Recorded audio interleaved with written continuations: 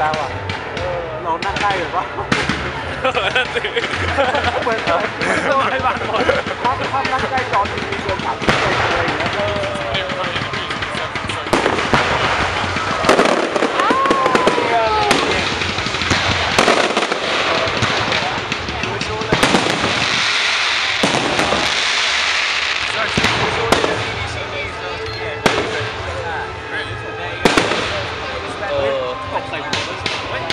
โดนหรอก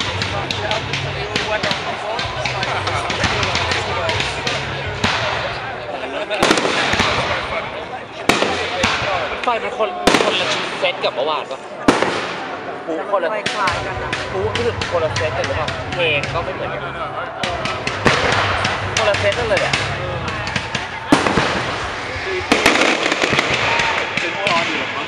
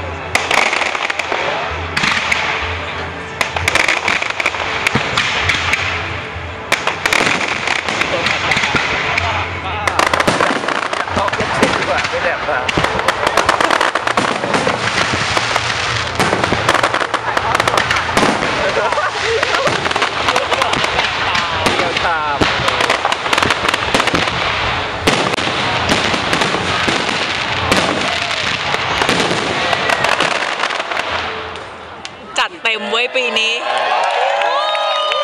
ยังไม่หมดชัวร์ไม่เห็นเขาออกมาเป็นเลข60ด้วยอ๋อยังไม่หมดมีบอกแล้วมันไม่ยอมแพ้แค่นี้หรอกแค่นี้ก็อายตายเห็นคมบอกว่ามันมีอะไรอยู่ไกลๆใช่มันเป็นอย่างนี้แหละไอ้ของแบบนี้จะมองไม่เห็นเตี้ยๆใช่ไหมแต่อย่างผมเมื่อวานของเทอร์เนติ้งที่มองเห็นใช่ไหมเพราะมันอยู่แค่ตรงข้ามใช่อันนี้ต้นไม้บังอะมองไม่เห็นอะไรเลย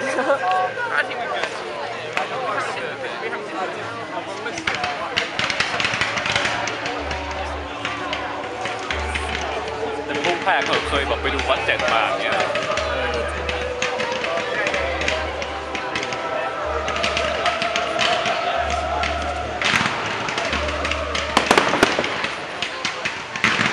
เขามีโอเปร่าด้วยเหรอมันเปิดเพลงไงเปิดเพลงคลอพุ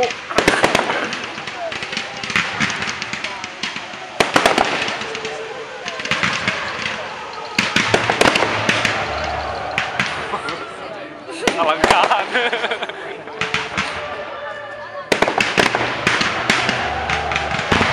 ไม่ใช่ในคอเด็กแบบโค้งกับเพลงอย่างเงี้ยเราบอกทุกครั้งที่แบบ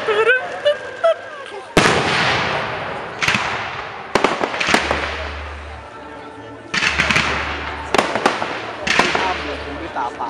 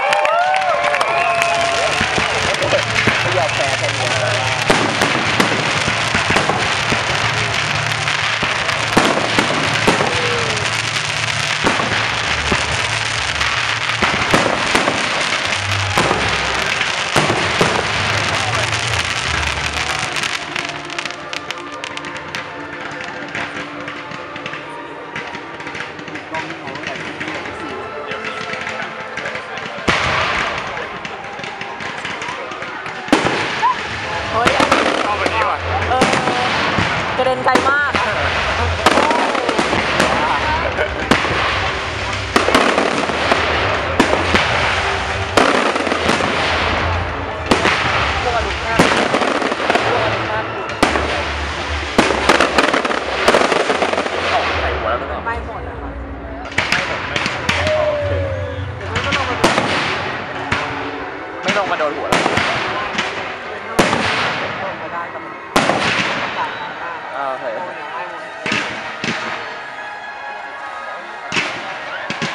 นกบินอยู่ข้างบนอ่ะ หัวใจวายตาย เออ